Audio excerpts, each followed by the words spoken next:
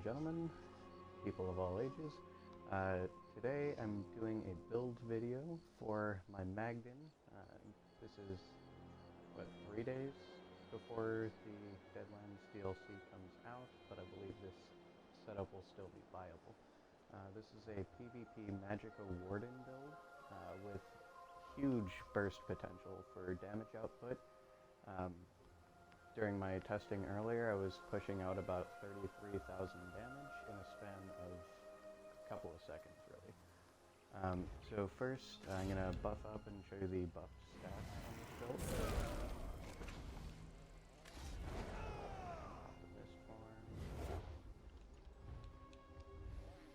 Okay, so sitting at 25k max mag, 32.5k max health, 18k max stamina. Have 1400 mag recovery, 300 health recovery, 1500 stamina recovery. The spell damage.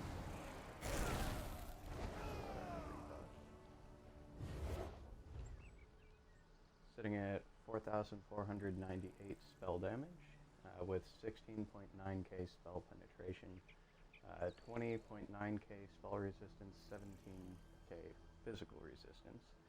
We do have all of our points into max magicka, because we are using the food smoked bear Haunch. So this is kind of like a hybrid build more than anything, just with a lot of magicka damage effects. So the smoked bear Haunch is going to give us a nice boost to our max health, but it's also going to give us health recovery, stamina recovery, and magicka recovery to help us sustain. We are a vampire stage 3. The reason for that is for the vampire passives, which gives us that damage mitigation when we get to 30% health or lower. This makes us a little bit more survivable at the cost of our abilities increasing. So to counteract the ability cost increase, for the race we are going with Imperial, which reduces the cost of all of our abilities by 6%. So this kind of helps to alleviate some of that cost increase. For the skills that we're running, and I'll get to the gear in a minute. So our primary spammable is Blood for Blood. And you'll understand a little bit more why we're going with Blood for Blood as our primary spammable once I get into the gear setup. But the Blood for Blood, costing health, it enables one of our gear sets to just add a little bit of extra burst damage while also reducing other people's damage done to you. But this will deal 9,000 magic damage up front. It deals an extra 75% more damage based on your missing health, but you can't be healed by anyone but yourself for 3 seconds after using, which is fine. Our next ability on our front bar is the Deep Fissure. So this gives us a nice AoE. It's going to pop for just shy of 15k magic damage, unbuffed, and also applying Major Breach to reduce anyone hit their physical and spell resistance by just shy of 6k. Makes it a little bit easier to take them down. Additionally, we're going with Storm Pulsar. So this will just be kind of like an Execute. But it deals 7.5k shock damage to nearby enemies, afflicts them with minor mangle, reducing their max health by 10%, and the damage of this ability is increased by 5% for each enemy hit up to 6 times. So that's a 30% math damage increase if you can hit 6 people with this. Then for our LB, we have the Turn Evil. This is from the Fighters Guild skill line. So you put an AoE on the ground that gives you minor protection and minor endurance, increasing your, reducing your damage taken by 5%, increasing your stamina recovery by 15%, and any enemies in the area are feared for 5 seconds upon activation. And for this, we needed some kind of Fighters Guild passive, or Fighters Guild ability slotted to enable the passives that isn't redundant. So with a Warden, you have this move called Bird of Prey, which, while slotted, gives you minor Berserk, increasing your damage done by 5%. So normally, if I was on any other class, I would just slot, like, Camo Hunter, but that one also applies Minor Berserk if you hit an enemy from the flank, so you can't stack Minor Berserk, unfortunately. So I needed something else to enable the passives to increase our weapon and spell damage, and also to give us ulti-gen whenever we drop someone. And so I went with the Turn Evil, just as a little extra, with the stamina recovery and damage reduction, but it also gives us a nice little crowd control ability as well. For the ultimate on this bar, we're going with the Swarming Scion. Primary reason for this, so with this build, you really want to be like in the face of a large group. And unfortunately, that does result in people attacking you, like everyone focusing you. And so this ability will completely heal you right off the bat when you activate it, and also give you an increase in your max health, magic gun, stamina by 10,000. So let's say you're going in, you're trying to get your kills off, whatever. Everyone starts focusing you. You're about to die. You can pop this and just go to max health immediately. This also helps because with the blood for blood, you are constantly draining your own health to deal extra damage. Excuse me. So just being able to, in an instant, completely re-heal yourself and also increase your max stats by 10,000. That's pretty much why we're using this one. Also getting that AoE that just deals that 37,000 magic damage per second to everyone around you. It's just a great way to help finish people off. On the back bar, we're going with the Ice Fortress. This gives us major resolve and minor protection for 24 seconds. Blue Betty is going to give us major brutality and major sorcery, increasing our weapon and spell damage by 20%.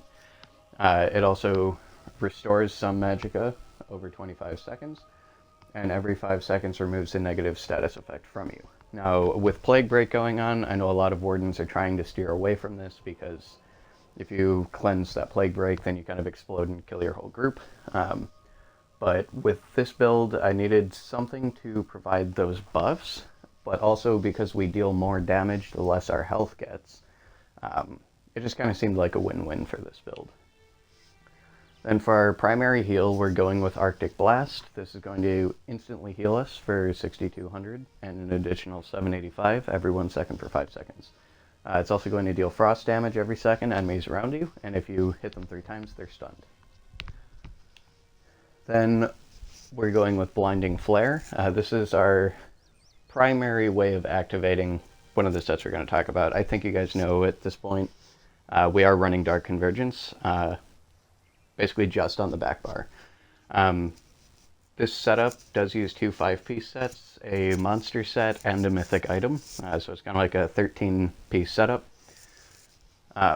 So this will proc that Dark Convergence, pull everybody in, stun anyone who was in stealth or invisibility, but even more importantly, while slotted, it gives major protection, reducing your damage taken by 10%. Also, because this is a support ability, just having this on the bar, it will increase our magicka recovery by an additional 10% on the back bar. Then we have Elusive Mist, because I'm not the only Jag that's running Dark Convergence. It's a very powerful, potent, and annoying set, so this is our way of getting out of it. So if our enemy hits us with a Dark Convergence, we can just Elusive Mist, pull out of it, and reduce our damage taken by 75%. Then our ulti on the back bar is Healing Thicket. This will also trigger our Dark Convergence set, but more importantly, it's also a big AoE group heal. The most injured person instantly healed for 8,427, and then all allies in the area get healed for an additional 2,809 every 1 second for 6 seconds. And it will continue healing people even after they leave. Okay, so for the passives, obviously you want every single Warden passive in the game. Okay. Alright, all this fun stuff, reduce effectiveness of snares, especially with Dark Convergence going on, you want to make sure you get both of those. And then we are running the Lightning Staff on this setup. Because of the Dark Convergence. So what that enables us to do is just get an extra 10% damage from our AoE. So the Dark Convergence, the Pulsar, even the the Deep Fissure. Sorry, I was playing on a Stamden earlier. So the Deep Fissure, all of those fun things, even the Swarming Scion, when you activate that, this is going to increase that damage by another 10%. And then back bar, obviously we want to get the Sword and Board passives. I mean, we're not using any Sword and Board abilities, but even just this passive just gives us an extra 36% block mitigation. And all of the light, medium, and heavy armor passives for Vampire. Alright, so you want the first three. So the Undeath, since we are Vampire Stage 3, again, it's going to reduce our damage taken by up to 30% based on our missing health. So just a little extra survivability, a little damage mitigation. Strike from the Shadows, we are running the Mist. So whenever you leave Sneak, Invisibility, or Mist form, your weapon and spell damage is increased by 300. And then Darkstalker, obviously. Easier to sneak and less movement speed reduction. Then Fighter's Guild. You're going to want to get the Slayer passives and Banish the Wicked. It's going to increase your weapon and spell damage by 30% because we have one Fighter's Guild ability slotted. And then the other one generates 3 ultimate whenever we kill an enemy. Okay, and then Undaunted. We are running heavy, medium, and light, so this gives us an extra 6% max health, mag, and stam. And then activating a synergy restores an extra 4% of our max health, mag, and stam. Assault, grab all the passives. 20 ultimate whenever you kill a player. This does stack with the Fighter's Guild one, so it's like, in Cyrodiil it's like 23 ultimate you gain every time you kill someone. Okay, support, again, get all the passives, especially on the back bar. Now we do get that extra 10% mag recovery, it's very important. Increase the healing done by 20% in your keep, and reduce time to resurrect someone. Alright, and then again just the Imperial passives, 2000 max health, 2000 max stam, reduce the cost of all your abilities by 6%. So now we're going to go to the gear. So we'll do this. Alright. So on the front bar, we're running 5 pieces of Heartland Conqueror. This is going to be our primary damage output. So we're going with Sharpened on the Lightning Staff with a weapon damage and spell damage glyph. So if you deal damage with the Lightning Staff, get an extra 348 weapon and spell damage. And then negate 6,552 of the resistances. So what this does, adds 129 weapon and spell damage, adds max mag, max stam, and increases the effectiveness of your weapon traits by 100%. So this Sharpened passive here, this is currently double what you would typically get on a gold CP160 staff with Sharpened. Okay, so for the Heartland Conqueror pieces, because we are running the 2 5-piece, the monster set, and the mythic item on this build, what that then requires us to do is to do a weird little bit of a back bar, front bar swapping. So we got 2 pieces on the staff on the front bar, and then we have the boots, a necklace, and a ring.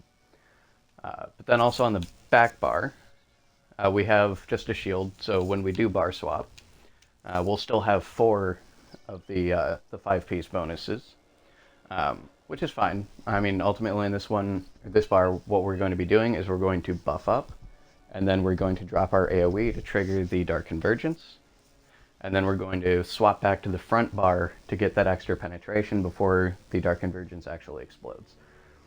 And then, so on the front bar, you'll see that we only have 4 pieces of Dark Convergence active. So with the 4-piece, you get 1096 mag, you get 1400 penetration, you get 129 weapon and spell damage. Alright, go back to the back bar. Now we have the 5-piece bonus, and this will give us the 5-piece ability. Casting abilities that leave an effect on the ground will create an area that applies a 60% snare, and pulls enemies every 2 seconds after a 1 second delay, and stun them for 1 second. After 4 seconds, the area deals 10,758 magic damage to all enemies, and 21,517 magic damage to enemies within 3 meters of the center, increasing by 10% for each target. So this is absolutely absurd. It's broken. Everybody knows it. But this is a Warden variation on how to play it with a very interesting setup. So earlier I said we were running Blood for Blood because it costs health, and our monster set is why. So we were running Lady Thorn. So Lady Thorn, 1 piece gives us max health, and then the 2 piece says casting an ability that costs health, spawns a blood ball for 10 seconds. You or an ally near the blood ball can activate the Sanguine Burst synergy, dealing 7,407 disease damage to nearby enemies and applying Major Maim for 8 seconds, decreasing their damage done by 10%. And this effect scales off of the activator's max health. So, what that then enables us to do, now let me find one of my target dummies, here we go, and get out of the water. So this is kind of what the burst combo looks like here. Alright, so let's go pop that, hit the mist form, pop out. Okay, so now we'll just hop in the water. You guys can see the total damage output there. If it ever feels like showing up. There we go. So in that amount of time, we dealt 42,967 damage. That is a lot of burst damage, especially for a Magden. And then the last piece of gear that we're using is the Malacath Band of Brutality. So at any point, this gives us a 16% increase to our damage done, but decreases our critical damage done by 50%. So I mean, you can still crit, it just doesn't crit as high as it would for other builds. But just having this extra 16% damage output on all of our abilities all of the time, it just made it worth it to run this setup. I mean, really, with the Dark Convergence, you know, you can only proc that 5-piece bonus once every 15 seconds. So we don't need Dark Convergence 5 pieces active at all times. So doing this particular setup, we can just swap to the back bar, activate it, swap back, and we just have the extra penetration. We have all of the extra damage output that you get from the Heartland Conqueror and the Malacath Band of Brutality. So I should talk about the food as well.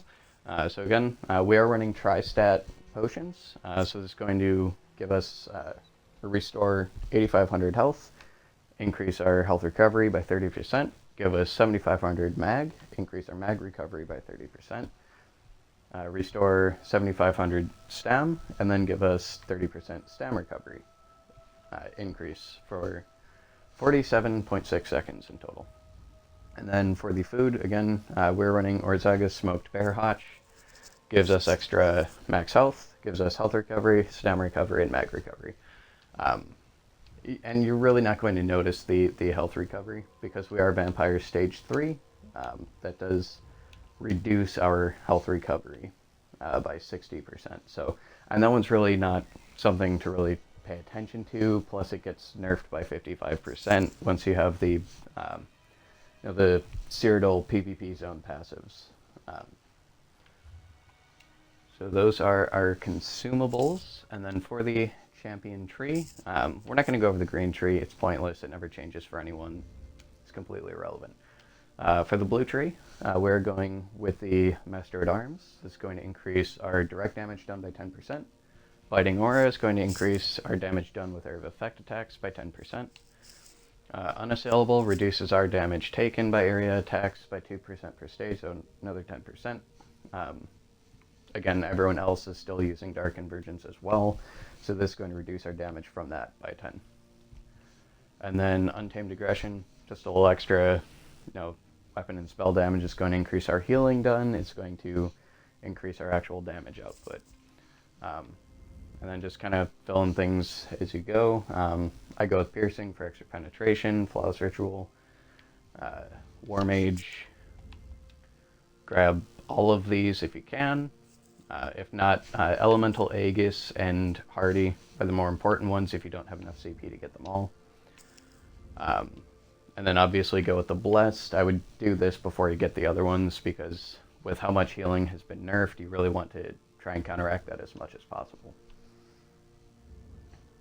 And then for the red tree, the slottables that I'm going with, we have Pain's Refuge. This will reduce our damage taken by 1% per negative effect active on us, up to a maximum of 20%. So for each negative effect on us, decreasing our damage done, this also works on top of the vampire passives if you're in stage 3 or higher.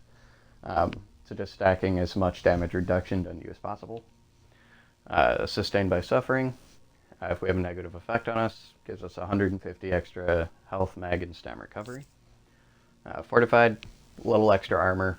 I typically don't use this on my builds, but this particular build was feeling a little bit squishy, so I just wanted to get a little extra, damage mitigation there. And then we got Boundless Vitality, a little extra max health. Again, because of the Lady Thorn proccing off of our max health for the damage output, just giving us a little extra, gives us a little bit more damage. And lastly, the Lover is our Mundus stone. So we got that Sharpened, Impen, Infused, Well Fitted, 3 Divines, 2 Infused. Alright. And yeah, so that is our build. If you want to see some footage of it in action, I'll put the link in the description down below. I know this is Twitch, but I'm recording this for YouTube. So yeah, Twitch people, don't pay attention to that. YouTube people, link in the description.